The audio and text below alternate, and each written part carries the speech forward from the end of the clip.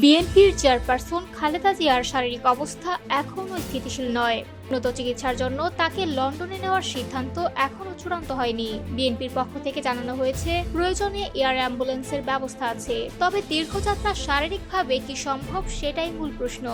Medical বোর্ডের একটি ঘনিষ্ঠ সূত্র জানায়, খালেদা জিয়ার ডায়াবেটিস, কিডনি, হৃদযন্ত্র ও ফুসফুসের নানা জটিলতা রয়েছে। কিছু সমস্যা নিয়ন্ত্রণে থাকলেও কখনো হঠাৎ বেড়ে যায়। সর্বশেষ তথ্য অনুযায়ী কিডনির সমস্যা কিছুটা নিয়ন্ত্রণে এসেছে, হিমোগ্লোবিন বাড়ছে এবং ফুসফুসের অবস্থা কিছুটা উন্নতি দেখাচ্ছে, তবে তিনি এখনও আশঙ্কামুক্ত নন। প্রাথমিকভাবে বিদেশে নেওয়ার তারিখ নির্ধারিত হয়েছিল 5 ডিসেম্বর ভোরে, পরে তা 7 ডিসেম্বরের জন্য স্থগিত করা হয়।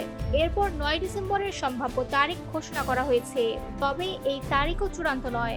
সবকিছু নির্ভর করছে খালেদা জিয়ার শারীরিক অবস্থার উপর। এভার কেয়ার হাসপাতালের বাইরে ব্রিফিংয়ে মেডিকেল বোর্ডের সদস্য ও বিএনপির নেতা এজেড জাহিদ হোসেন জানান, বিমান ভ্রমণে শারীরিকভাবে সক্ষম না হওয়ায় বিদেশ যাত্রা বিলম্বিত হচ্ছে।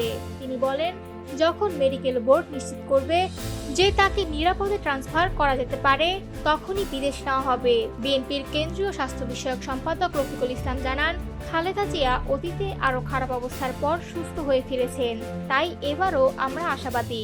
বিএনপির উপদেষ্টা এনামুল হক জানিয়েছেন, কাতার কর্তৃপক্ষ থেকে অত্যাধুনিক এয়ার অ্যাম্বুলেন্সের ব্যবস্থা করা হচ্ছে।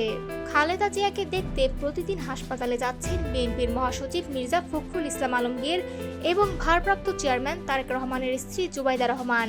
এদিকে সামাজিক যোগাযোগ মাধ্যমে নানা গুজব ছড়ানো হচ্ছে।